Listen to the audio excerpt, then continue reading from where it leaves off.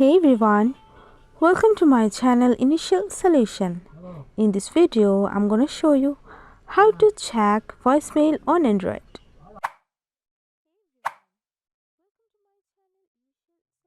For this, go for your phone app.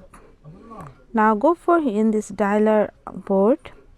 Now press 1 for a while, then go for SIM card. If you set up on your voicemail, then you can check this voicemail on Android. So yeah, that's it. Hope this video helped you. If it did, then please like, comment and share. Subscribe to our channel and don't forget to hit the bell icon for more videos. Thank you.